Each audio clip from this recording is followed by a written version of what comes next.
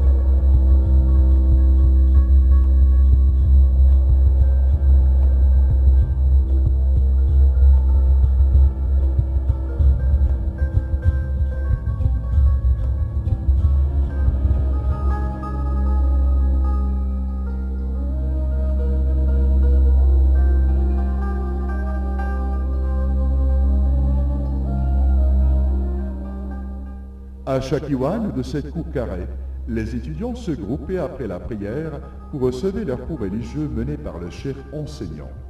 L'Iwan, grand niche, est couronné d'un arc qui prolonge la cour d'un espace ombragé. Comme à l'extérieur, la cour est marquée par un sentiment de verticalité. Tout semble s'envoler vers le ciel. Une ambiance spirituelle de prière, de silence et respect règne et donne l'impression à une antichambre du paradis.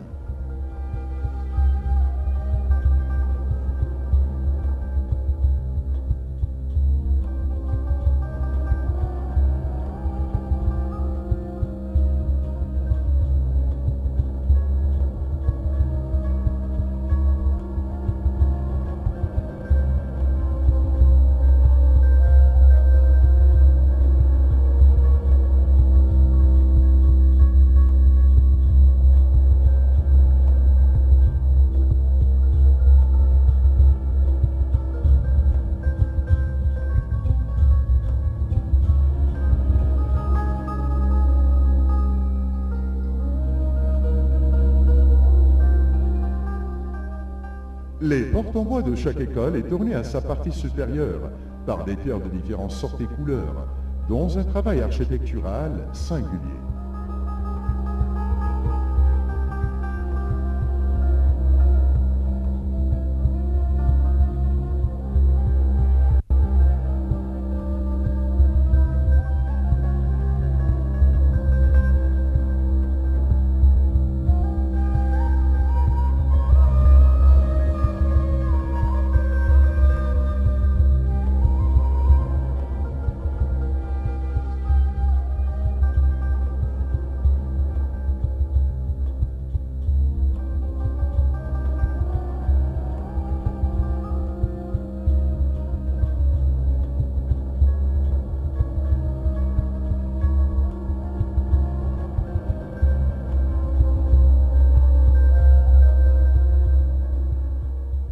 L'Iwan Est, plus vaste que les autres, précède la salle de la prière, dont il est un prolongement extérieur. Le goût de ses formes géométriques, dont l'architecture, le carré, le cercle et l'octogone, représentent d'une manière symbolique la terre, le ciel et le passage de l'un à l'autre. À l'Iwan Est principal, une simplicité ornementale, un bandeau épigraphique d'écriture coranique, en caractère koufique, longe le mur.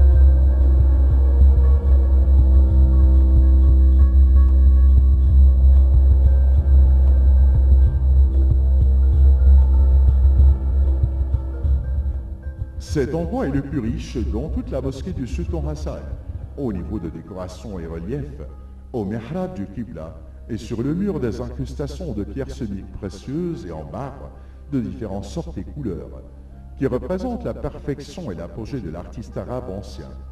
Ce niche qui prend la direction de la Mecque à l'extrême mesure reste l'élément architectural principal et indispensable dans chaque mosquée, lieu de culte islamique. Juste à côté du mihrab, il y a le mimbar, avec quelques escaliers, et c'est là où le chéri monte pour mener le sermon du vendredi. Le mur du mihrab, en tout, représente ainsi une image parfaite de décoration de marbre et dorée en quelque part.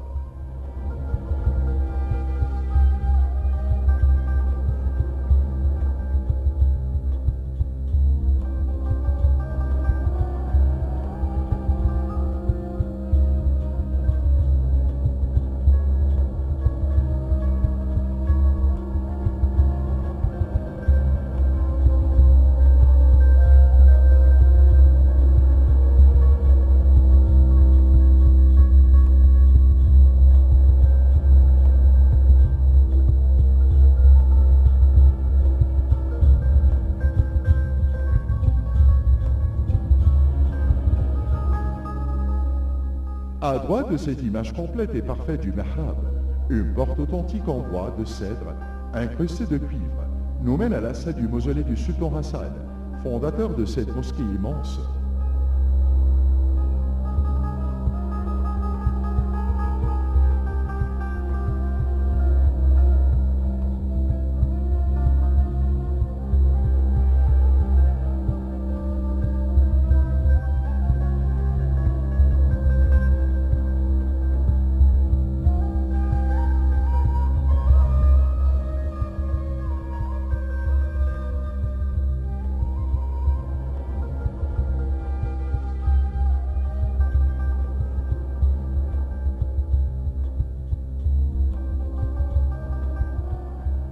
Dans cette salle d'enterrement inférieure au mur du mihrab, la hauteur de la coupole et l'ampleur architecturale, dignes du silence et respect, nous attirent.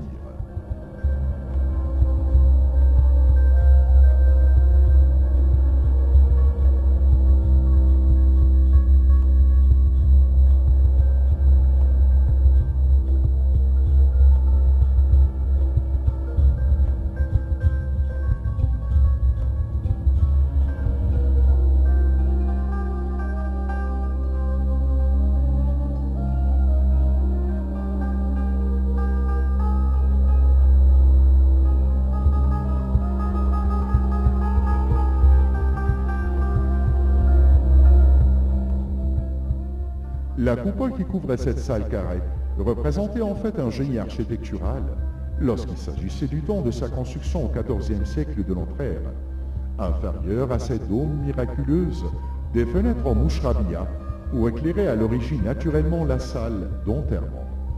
Plus bas, quelques versets coraniques en relief bordent la moitié.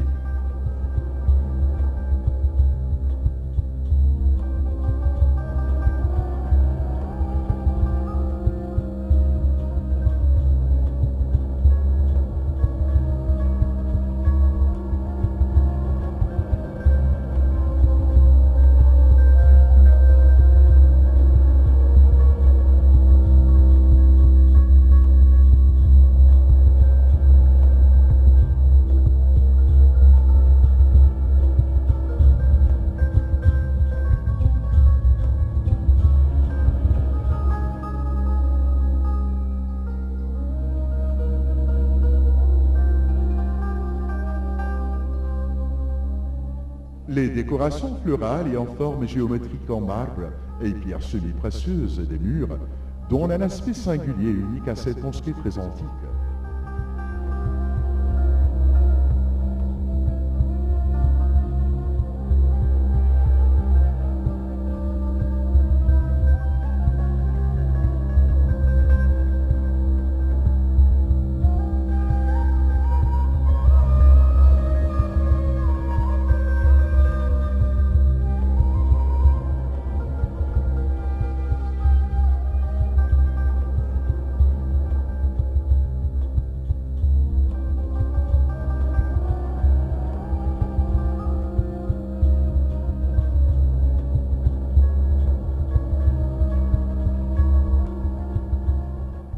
Le tombeau du fondateur de la mosquée est au milieu, entouré ainsi par une bordure en bois à la forme carrée, style de travail d'arabesque, purement arabe et islamique.